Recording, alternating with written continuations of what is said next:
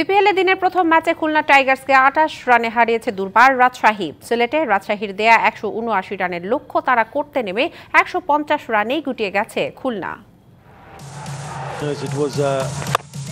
সিলেটে খুলনা টাইগার্সের বিপক্ষে টস হেরে ব্যাট করতে নেমে শুরুটা ভালোই করে দুর্বার রাজশাহী। হারিস ও জিসান আলম উদ্বোধনী জুটিতে তোলেন ৪৪ রান।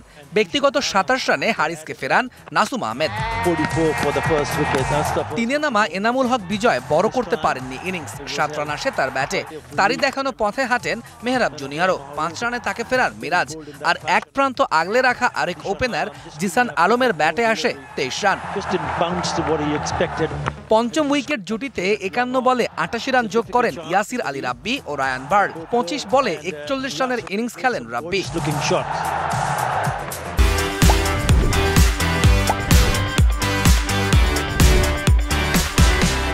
৪৮ রানে অপরাজিত থাকেন রায়ান বার্ল। আর লেজের দিকে আকবর আলীর ৯ বলে ২১ রানের ক্যামিওতে ৫ উইকেট হারিয়ে স্কোরবোর্ডে ১৭৮ রান জমা করে দুর্বার রাজশাহী।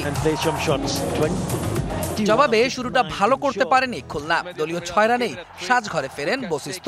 তিনে নামা মিরাজ ফিরেছেন মোটে ১ রান করে।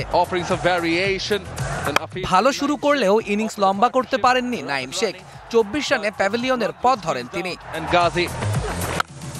এরপর আফিফ ৩৩ করলেও ২০ রানের কোটা পার করতে পারেননি আর কোনো খুলনার ব্যাটার। ফলে নিয়মিত বিরতিতে উইকেট হারিয়ে ১৫০ রানেই গুটিয়ে গেছে খুলনা। তাসকিন, সোহাগ গাজী ও রায়ান বার্ল নিয়েছেন ৩টি করে উইকেট। তৌহিদুল ইসলাম, ডিবিসি নিউজ ডেস্ক।